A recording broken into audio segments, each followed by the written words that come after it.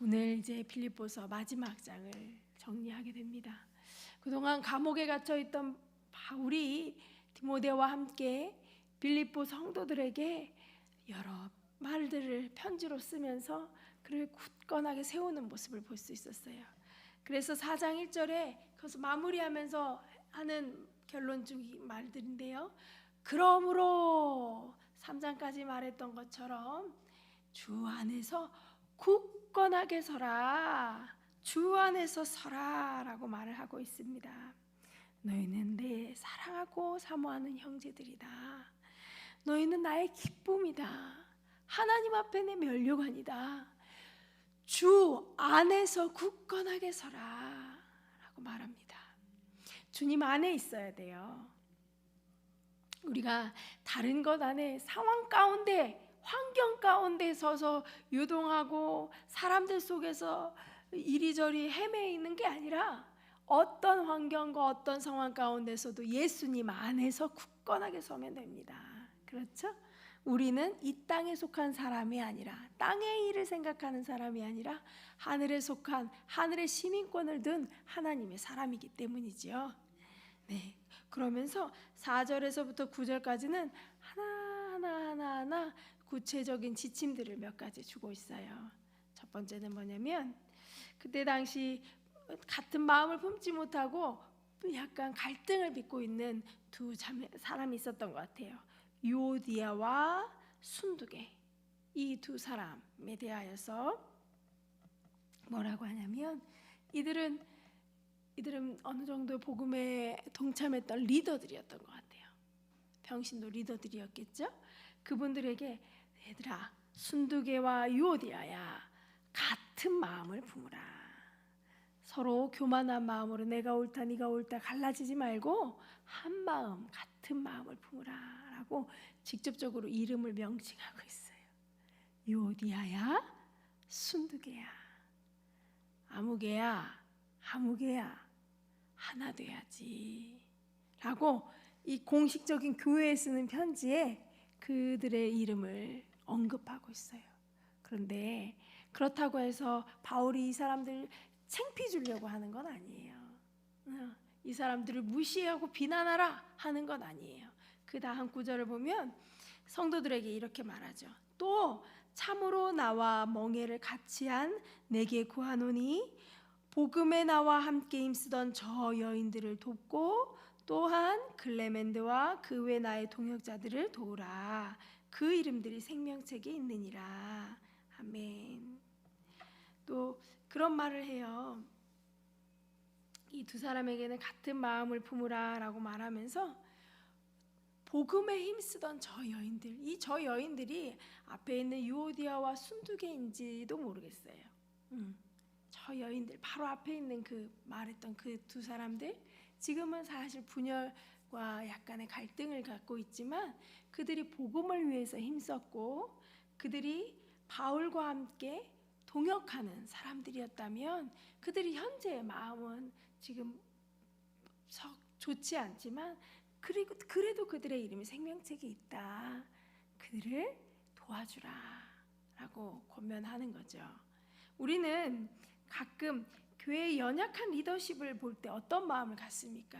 에휴, 저게 권사야? 에휴, 저게 장로야? 왜 싸우고 그래? 막 이런 마음. 리더들인데, 교회 리더들인데 막 싸우고 갈등하는 거 보면 실족하잖아요. 근데 그런 마음보다는 조금 넓은 마음, 관용하는 마음을 가지실 것을 또 우리에게 하나님께서 말씀하시는 것 같아요. 우리가 실수할 수 있어요. 집사님, 장로님, 권사님, 믿음의 많은 연륜을 가진 사람들이, 때로는 목사님과 전도사님들도 실수할 수가 있어요. 서로 마음이 안 맞아서 갈등할 때가 있어요. 그러면 손가락질하는 게 아니라 그들을 위해 기도하고 중보하고 도와주고 섬기는 일을 포기하지 않아야 합니다. 그들의 연약함을 긍휼히 여기는 마음 우리가 가지고 있어야 되는 거죠. 그래서 또 이렇게 말해요. 주 안에서 기뻐하라. 다시 말하노니 기뻐하라.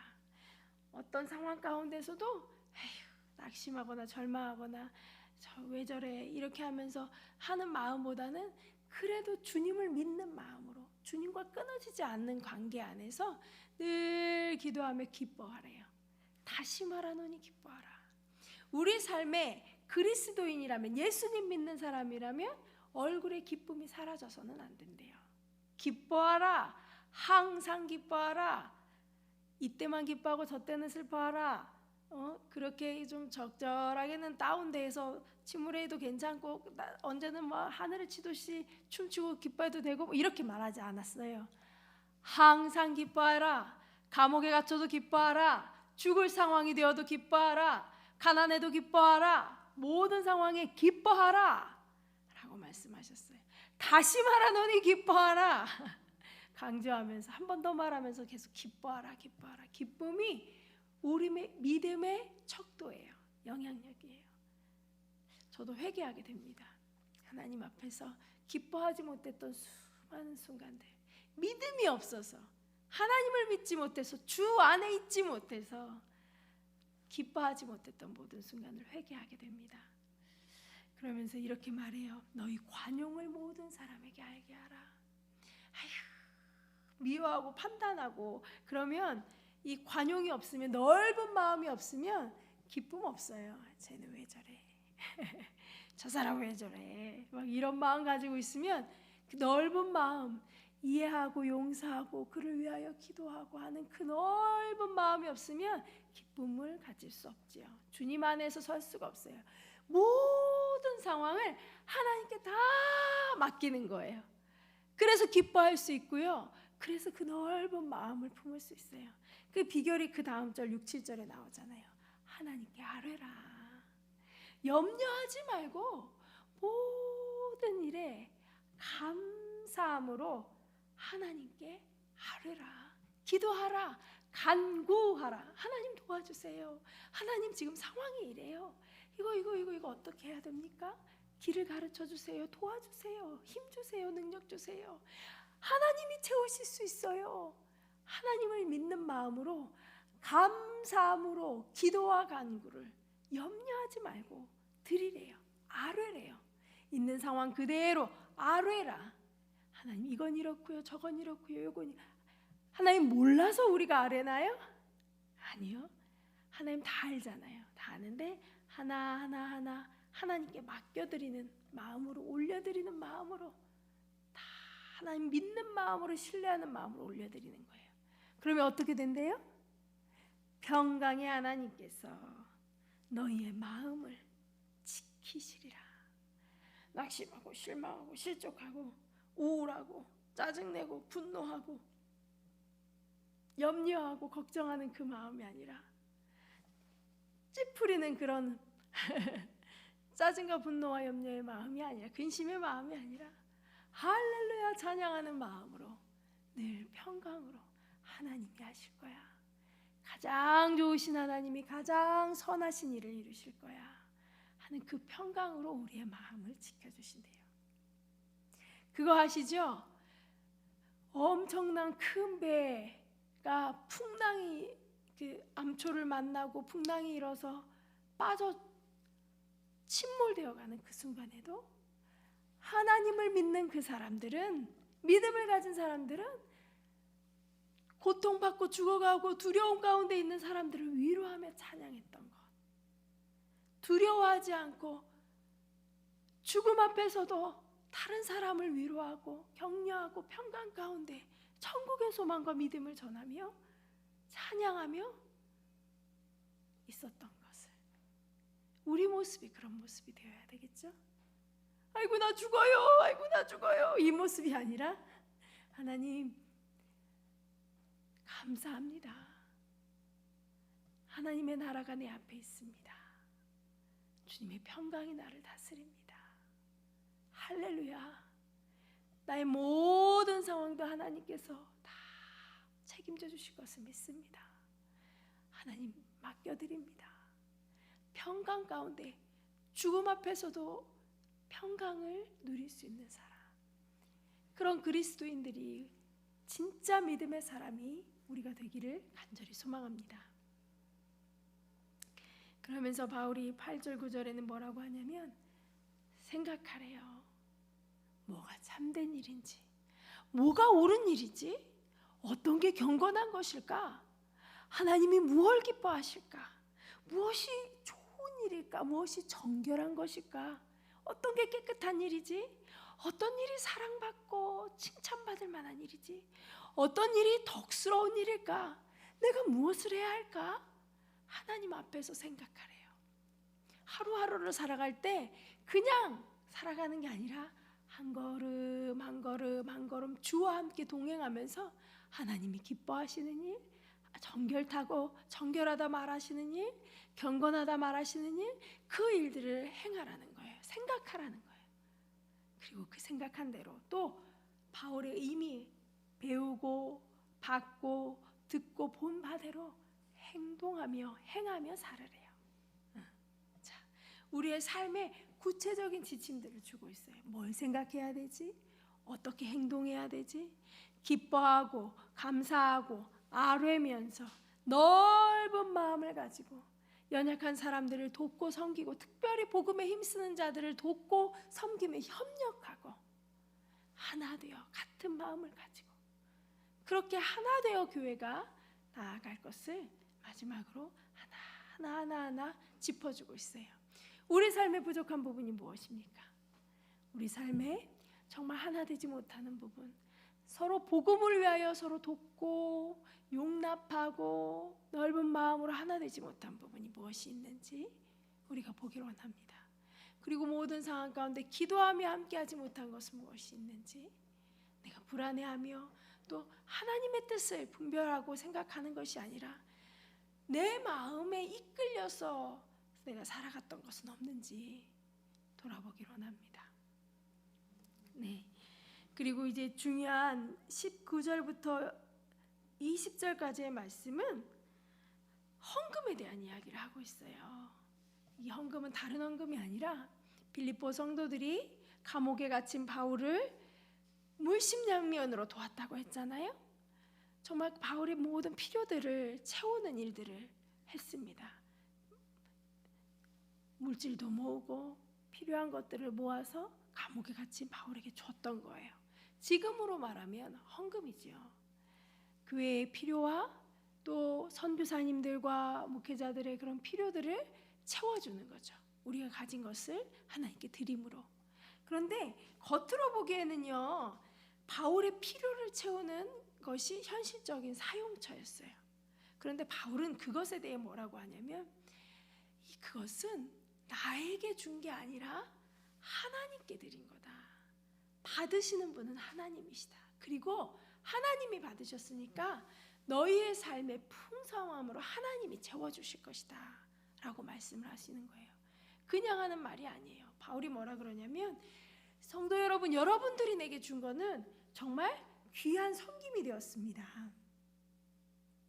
성도 여러분들이 나를 섬긴 모든 것들은 정말 너무나 귀한 것이었습니다 라고 고백을 하면서, 그러나 내가 내 필요가 채워졌기 때문에 하는 말이 아닙니다. 내가 그냥 좋아서 하는 말이 아닙니다. 나는 가난해도 감사, 풍부해도 그것에 따라 또 감사. 나는 어떤 상황에서도 살 수 있는 사람입니다. 나는 하나님 안에서 자족하는 것, 스스로 만족하고 하나님께 늘 감사하는 법을 이미 배웠습니다. 그러나 내가 이것을 쓰는 이유는 여러분들이 드린 모든 헌금이 여러분의 믿음의 풍성한 열매이고 사랑의 증거, 풍성한 열매이기 때문에 그것을 칭찬하고 격려하는 것입니다. 여러분들이 드린 모든 헌금은 하나님이 받으실 만한 재물입니다. 하나님이 기뻐 받으시는 것입니다 하고 칭찬하는 거예요. 여러분, 헌금을 할 때, 하나님께 무언가를 드릴 때, 아유, 가난한 교회 도와준다 이런 마음으로 드리시나요? 물론 그것도 도움이 될 수 있죠. 실질적인 필요가 되죠. 그러나 그 모든 건 하나님께 드려지는 겁니다. 하나님께서 너희 모든 필요를 채우시리라. 그냥 채우지 않고 풍성하게 채우시리라. 영광 가운데 예수님 안에서 채우시리라 라고 말씀하세요. 나는 돈을 드렸지만 하나님께서 내게 돈으로 살 수 없는 사랑과 평강과 평안, 행복과 정말 말로 표현할 수 없는 기쁨과 건강과 돈으로 할 수 없는 더 큰 것을 채워주시는 거예요. 구원의 열매와. 바울은 빌립보 성도들의 그 헌금과 헌신에 대하여 정말 칭찬하고 있습니다. 교회에서도 보면요, 돈 많은 사람들이 헌금하는 게 아닙니다. 믿음을 가지고 하나님을 사랑하는 분들이 헌금을 하죠. 저는 그걸 보았습니다. 헌금하기 위하여 일하는 분들을 보았습니다. 내가 더 건강해서 일해서 하나님께 헌금해야지. 이야, 젊은 사람들 그렇게 못하잖아요. 믿음 없는 사람들 그렇게 못해요. 근데 믿음이 있고 하나님을 너무 사랑하면 헌금하고 싶어서 일하는 분들을 봤어요. 야, 헌금이 돈이 아니구나. 믿음이구나. 사랑이구나. 하나님이 기쁘게 안 받으실까요? 너무 기쁘게 받으실 것 같아요. 그 마음을 보시고 중심을 보시고. 바울도 그걸 아는 거예요. 이게 돈이 아니구나. 그들의 헌신과 그 이 물질의 섬김이 그냥 이게 단지 필요를 채우는 게 아니구나. 믿음과 사랑의 풍성한 열매구나. 하나님이 받으시는구나. 하나님이 기뻐 받으시기에 하나님이 채우시는구나. 그 고백을 하고 있습니다. 맞습니다. 정말 우리의 삶이, 우리의 헌신이, 우리가 드리는 모든 예물이 하나님이 기뻐 받으시는 그런 중심을 담아 드리는 모든 헌금이 되기를, 예물이 되기를 간절히 소망합니다. 그러면서 마지막으로 이제 인사를 드려요. 나와 함께 있는 자들이 너희에게 문안 인사를 한다. 그리고 그 사람들에게, 교회 각 모든 성도들에게 각각 문안 인사를 해줘라 라고 성도들을 다 챙기면서 인사를 하고요. 또 이런 말을 해요. 우리가 너희에게 인사하는데 특히 가이사의 집 사람들 중 몇이니라. 황제에게 속했던 사람들, 로마 시저 황제에게 속하는 몇 사람이 문안을 한대요. 자, 봐요. 바울이 로마, 황제가 사는 그 로마, 거기에 갇혔잖아요. 감옥에 갇혔잖아요. 그런데 그 복음의 영향력이 황제에게 속한 사람들에게까지 미친 거예요. 끼쳐진 거예요. 감옥에 갇혀서 죄인처럼 취급을 받고 있는 것 같은데, 복음은, 우리 예수님 믿는 그 믿음은 황제에게 속한 그 사람들에게까지 영향을 미치는 거예요. 그 소식을 들었을 때 어떤 마음이 있을까요? 어머나, 감옥에 갇혔는데 중요한 사람들에게도 복음이 전파되네? 너무나 기쁘고 위로를 받았을 거예요. 마치 제가 감옥에 들어갔는데 그 감옥에서 그 고위직 공무원들에게 복음을 전한 거예요. 심지어 대통령 가까이 있는 사람들에게 복음을 전한 거예요. 어떻게 그런 일이 있을 수 있을까? 죄인인데. 복음은 아무리 싸매고 칭칭 감고 매를 때리고 해도 그게 생명이기 때문에, 영광이기 때문에 능력을 가지고 전파되고 있는 거죠. 우리가 믿는 예수님이 이런 분이십니다. 우리가 믿는 복음이 이렇게 능력 있고 생명력 있는 복음입니다. 그 소식을 들었을 때 그 문안 인사 하나만으로도 위로를 받았을 거예요.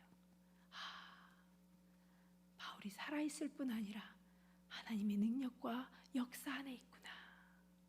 복음이 계속 증거되고 있구나. 주님 감사합니다. 마지막 문안 인사까지도 서로를 위로하는 하나님의 은혜와 역사를 찬양하는 그런 인사로 마무리하고 있습니다. 우리의 삶도 그런 하나님의 역사와 은혜와 그런 모든 위로가 넘치는 그런 삶이 되기를 원합니다. 그래서 우리의 삶을 보고 그렇게 서로가 위로받고 하나님을 찬양하는 일들이 많이 드러나기를 원합니다.